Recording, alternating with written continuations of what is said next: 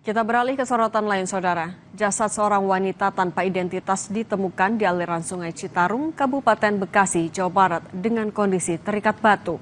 Akhirnya terungkap, korban merupakan seorang notaris perempuan yang tinggal di Bogor, Jawa Barat.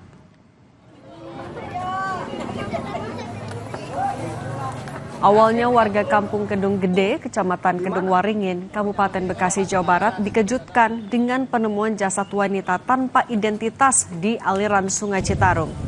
Ketua RT setempat mengatakan, saat ditemukan jasad berjenis kelamin perempuan itu terikat batu. Polisi telah melakukan evakuasi dan otopsi jasad korban di Rumah Sakit Polri, Kramat Jati, Jakarta Timur.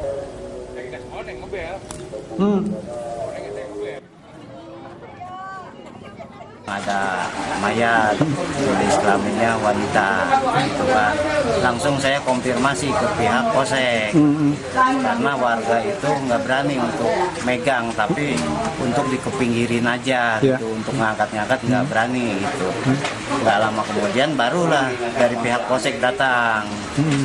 Bukan warga saya karena tanpa identitas. Tanpa identitas. Ya, cuman ada pemberat gantungan batu. Ya.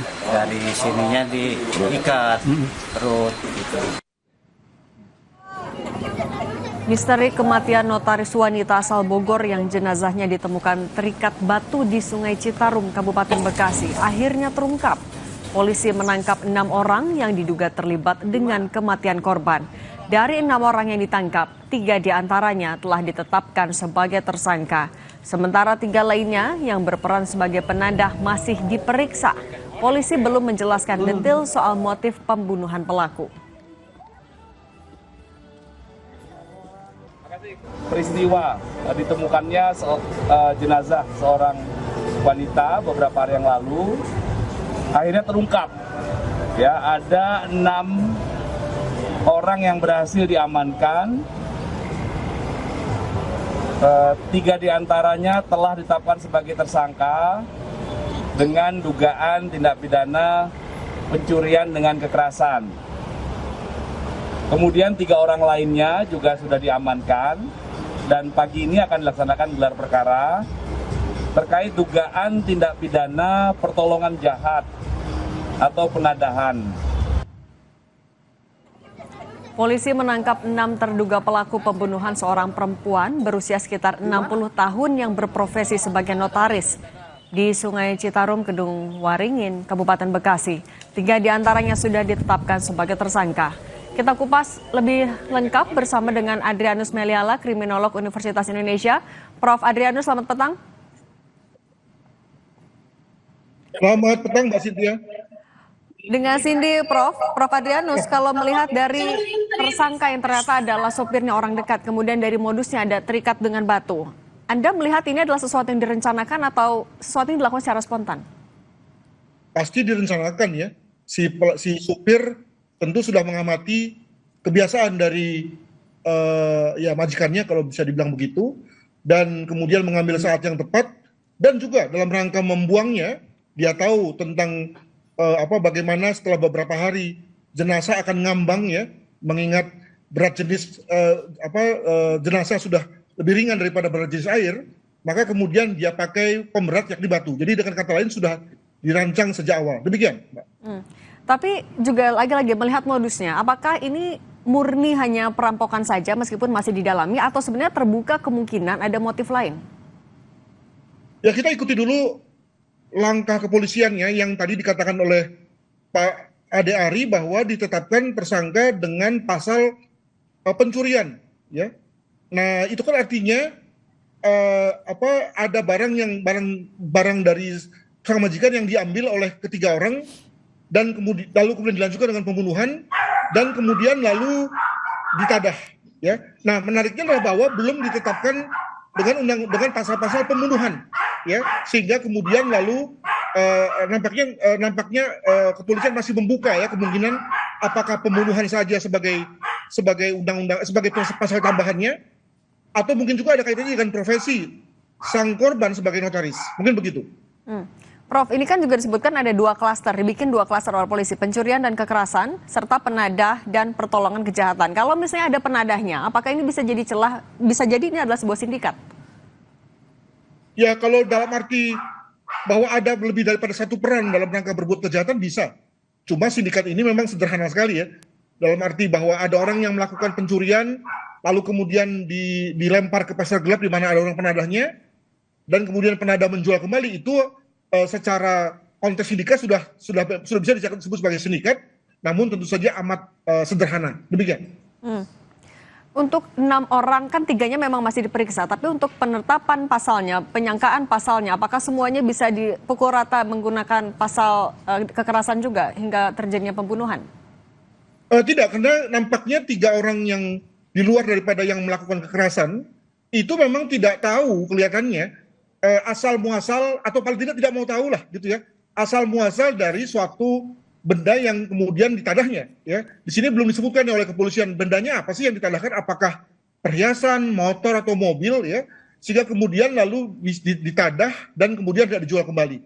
Nah, maka ketika sang penadah memang tidak tahu atau paling tidak perlu dibuktikan oleh polisi bahwa mereka tidak tahu, maka tentu kemudian pasalnya beda dengan pasal dari mereka yang melakukan kejahatan pembunuhan tersebut. Demikian. Oke. Baik, kita juga tunggu lagi update dari polisi nanti apakah 3 orang lagi yang sudah ditangkap juga akan segera ditetapkan sebagai tersangka. Terima kasih Prof. Adrianus Meliala, Kriminolog Universitas Indonesia. Terima kasih.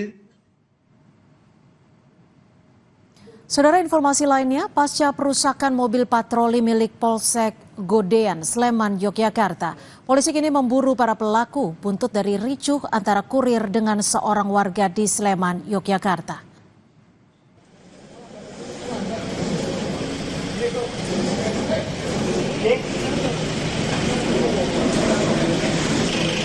Beginilah kondisi mobil patroli Polsek Godean yang rusak akibat buntut aksi penggerudukan kurir online pada Jumat malam ke rumah seorang warga. Mobil patroli polisi ini dirusak massa saat menyerbu rumah warga yang diduga menganiaya kurir.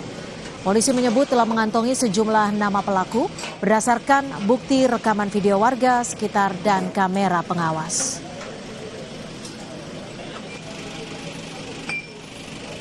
Kita juga tadi sempat diseret di jalan digulingkan. Nah, terus kaca-kaca dipukul semua, lampu rotator di atas juga tadi dicopot. Tapi kita udah kerjasama sama toko-toko yang ada di sana, kita udah minta CCTV-nya dari warga-warga juga, kita udah dari rekaman yang tadi pagi kita udah mengantongi lah nama pelaku. Saudara, dugaan penganiayaan oleh konsumen kurir makanan berbuntut panjang. Kurir makanan yang tak terima rekannya diperlakukan kasar menggeruduk rumah pelaku.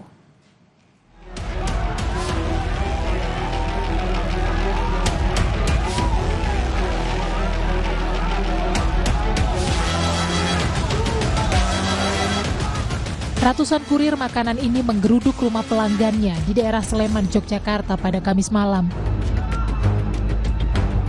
Mereka tak terima salah satu rekannya diperlakukan kasar.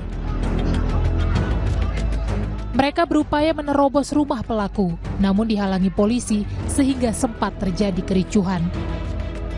Untuk menghindari amukan massa, polisi pun evakuasi pelaku ke Mapolresta Sleman. Bukannya mereda, massa justru mengamuk dan merusak sejumlah fasilitas umum, termasuk satu unit mobil patroli milik Polsek Godean.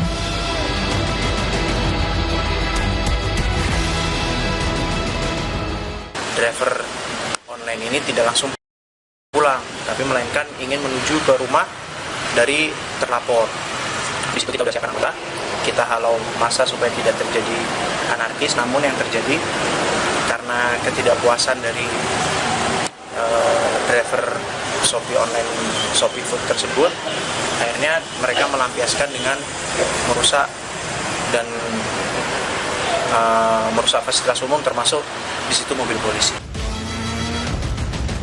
Kericuhan ini berawal dari cekcok antara pelaku dan kurir makanan pada Kamis malam. Pelaku emosi karena kopi yang dipesannya terlambat datang sehingga menganiaya korban. Atas kejadian ini, pelaku pun sudah meminta maaf. Assalamualaikum warahmatullahi wabarakatuh. Saya Takbir Daisalasi Wardiana memohon dengan tulus untuk meminta maaf kepada korban dan driver ojol, terutama driver Shopee, atas kejadian Kamis 3 Juli 2025 pukul 21.30. Dengan hal itu saya sangat menyesal dan saya siap menerima konsekuensinya dengan prosedur hukum yang berlaku. Pasca kericuhan, suasana di Jalan Bantulan Sleman, Yogyakarta telah kembali kondusif. Pelaku penganiayaan telah ditahan di Mapolresta Sleman dan sedang dalam proses hukum sesuai tuntutan massa. Sementara polisi juga tengah memburu pelaku perusakan mobil patroli. Michael Aryawan, Kompas TV, Yogyakarta.